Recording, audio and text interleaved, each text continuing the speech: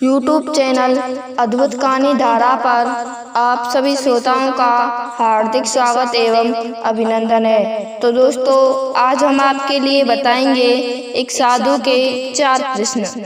तो दोस्तों, एक नगर में यहाँ की जहाँ पर बुद्धिमान राजा सत्यव्रत राज्य करते थे। उनके 4 पुत्र थे। तो उनका एक बड़ा पुत्र अपने पिता से आज्ञा लेकर वह अपने राज्य को देखने चला जाता है और वह देखते देखते जा पहुंचता है एक साधु के पास, जहाँ के दोस्तों उस साधु से वह बोलता है कि ये घोड़े किसके हैं? ये घोड़े बहुत सुंदर हैं। तो श्रोताओं, वह घोड़े उसी साधु के थे।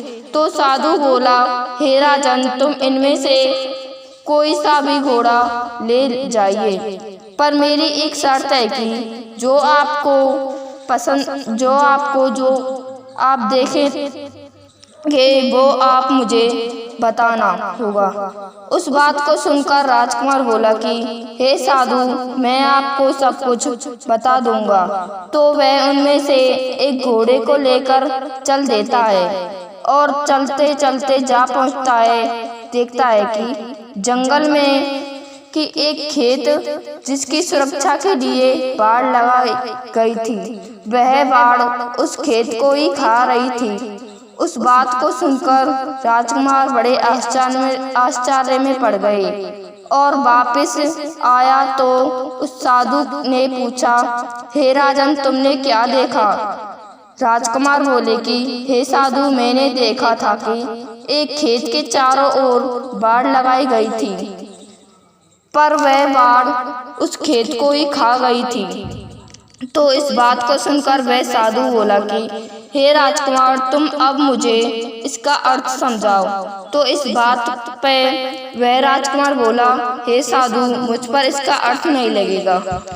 तो वह शर्त के मुताबिक वह भी पत्थर का बन जाता है। तो इस बात को सुनकर राजा सत्यव्रत चिंता में पड़ गए कि मेरा पुत्र अभी तक क्यों नहीं आया। तो वह अपने दूसरे पुत्र को भी भेज देता है। वह दूसरा पुत्र उस साधु के पास जाकर पूछता है और कहता है, हे साधु, मेरा एक भाई था, वह यहाँ आया था, क्या उसे आपने देखा? इस बात को सुनकर वह साधु बोला कि हे राजन, उसको तो मैंने पत्थर का बना दिया, क्योंकि मैंने शर्त के मुताबिक उससे यह कहा था कि तुम जो देखोगे तुम मुझे बताओगे। उस पर ना तो मेरे अर्थ का उत्तर उस पर बता। और इस बात को सुनकर दूसरा राजकुमार बोला कि मैं बताऊंगा इसका अर्थ, मुझसे पूछो। क्या प्रश्न है कि तुम्हारे बड़े भाई ने देखा कि एक बाड़ खेत को खा रही थी। इस बात को सुनकर वह राजकुमार आश्चर्य में पड़ गया और कहने लगा, ऐसा तो असंभव है, मुझ पर तो इसका जवाब नहीं बचेगा।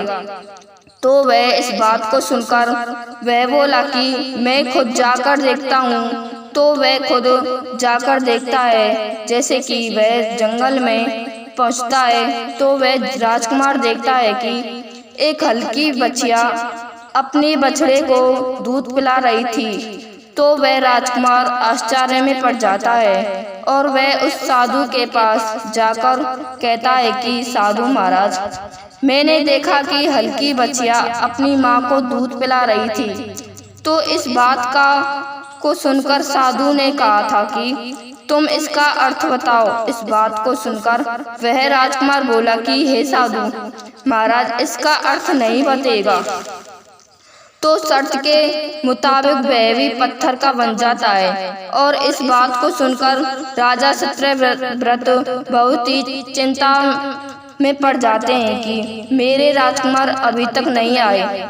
तो वहाँ पर वह अपने तीसरे पुत्र को भी भेज देता है और वह तीसरा पुत्र उस साधु से जाकर पूछता है कि हे साधु महाराज, मेरे दोनों भाई यहाँ पर आए थे, और वह वापस नहीं लौटे। तो साधु ने कहा कि मैंने उन्हें पत्थर का बना दिया। तुम जो जंगल में देखोगे तुम मुझे बताओगे, इन पर बता, नहीं तो मैंने इन्हें पत्थर का बना दिया। तुम बता दो कि इन दोनों भाइयों को जीवन दान देना चाहते हो। तो इस बात को सुनकर वह साधु अपने प्रश्न पूछता है कि हल्की ब्याई अपने बछड़े को दूध पिला रही थी और तुम्हारे पहले भाई ने देखा कि बाढ़ खेत को खा रही थी। इस बात को सुनकर वह राजकुमार बोला कि मुझे वहीं जाकर देखना होगा। इसका जवाब मुझसे जाकर नहीं लगा। तो वह भी एक घोड़े ले जाता है। वहीं जाकर देखता है तो वह देखता है कि एक कुआं 7 कुओं को भर देता है, लेकिन 7 कुएं एक कुएं को मिलकर नहीं भर सके। तो वह वापस उस साधु के पास आता है और कहता है कि हे, एक छोटे से कुएं ने 7 कुएं भर दिए, लेकिन 7 कुएं उस एक छोटे से कुएं को मिलकर नहीं भर पा रहे थे। तो इस बात को सुनकर वह साधु बोला कि तुम मुझे इसका सही जवाब बताओ। तो इस बात को सुनकर वह राजकुमार बोला कि नहीं साधु महाराज, मुझसे इसका सही जवाब नहीं लगेगा।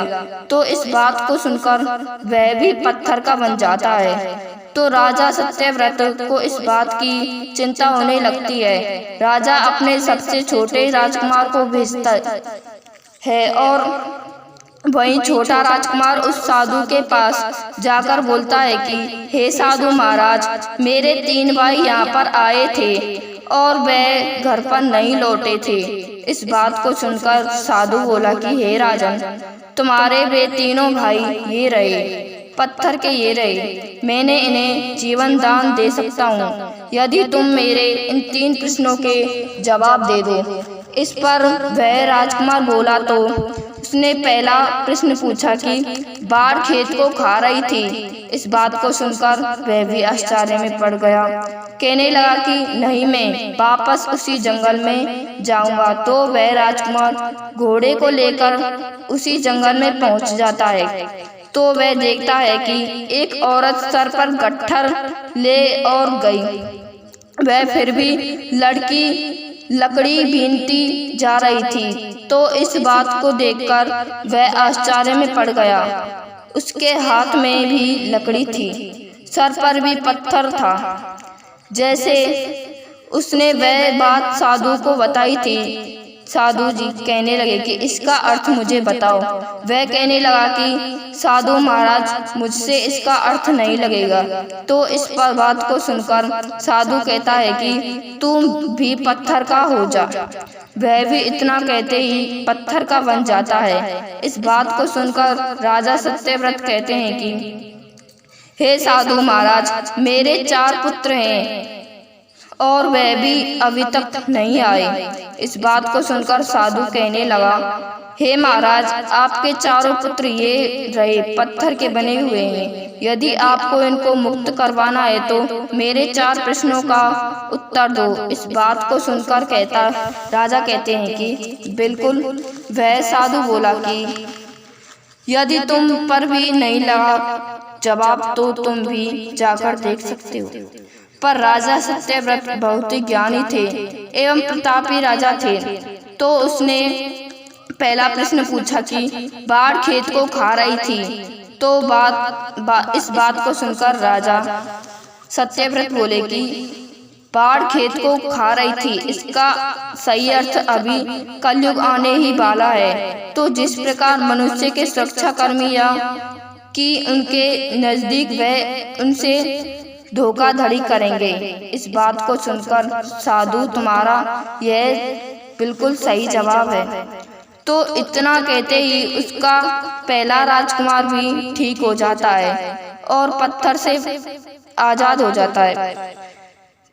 इंसान तो उस साधु ने दूसरा प्रश्न पूछा कि हल्की ब्याई अपनी बछड़े को दूध पिला रही थी।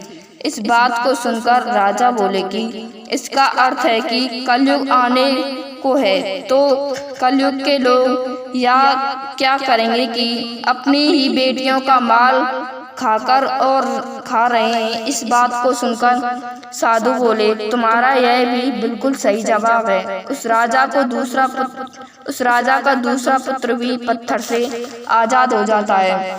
उस साधु ने तीसरा प्रश्न पूछा कि हे, एक कुआं 7 कुएं को भर देता है, लेकिन 7 कुएं एक कुएं को मिलकर नहीं भर पाते हैं।